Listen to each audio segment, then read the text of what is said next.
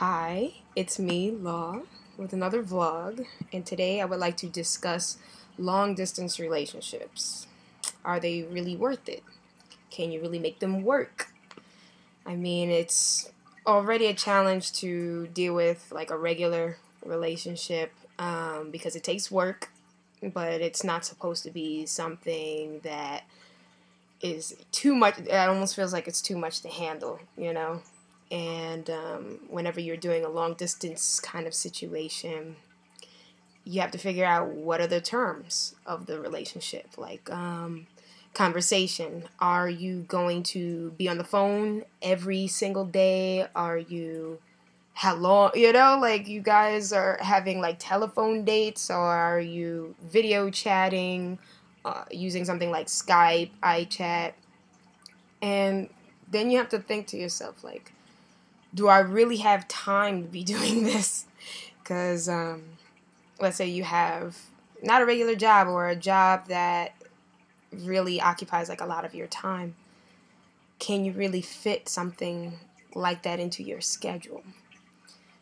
It's like, well, if you could have time for a relationship, you could have time to just pick up the phone and stuff.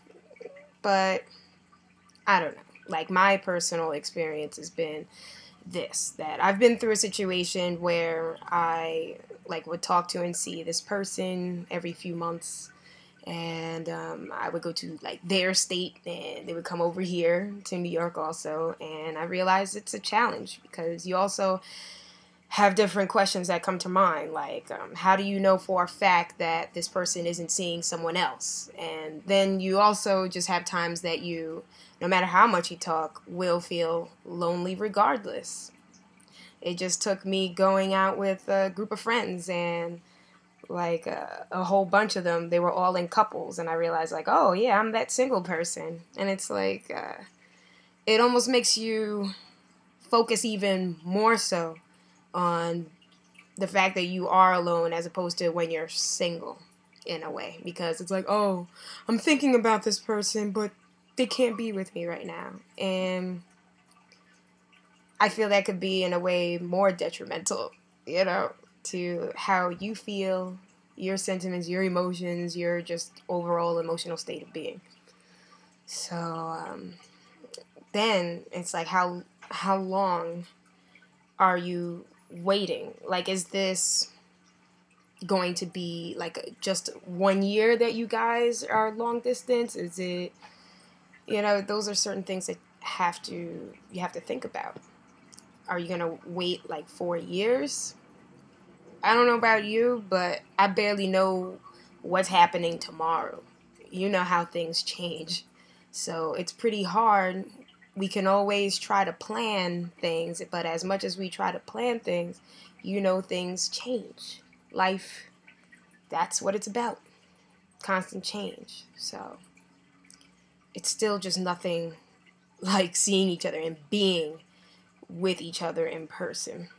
You basically are still living two different lives and just sharing what's going on.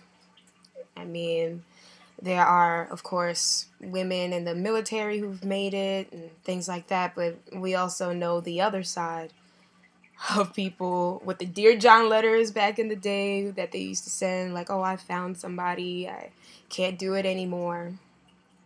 It's tough.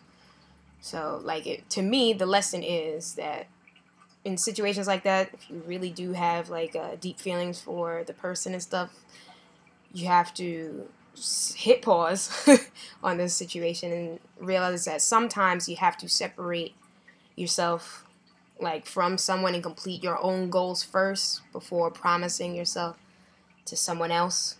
And there's a reason why time and distance won't allow you to be together.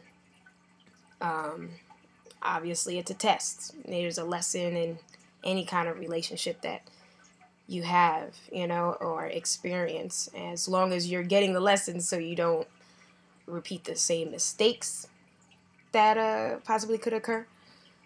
But in the meantime, I say that you should definitely live your life fully, since nobody knows for sure how things could change. We can plan everything, like I said, all we want, but then life happens. But it's also how you maneuver through that And that's what really counts. If in the end, if both people sit down and they still realize that they have feelings for each other and they're both available, then quite possibly it was meant to be.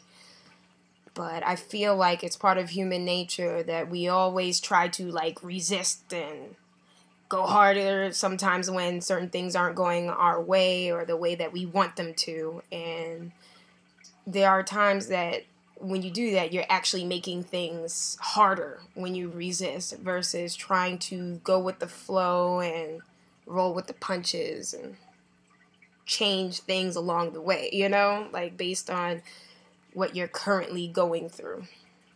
But I hope someone, I hope this helps somebody upon listening to or watching this video, rather. Of course, there are a lot of other hopefuls. They're like, oh yeah, I've done it.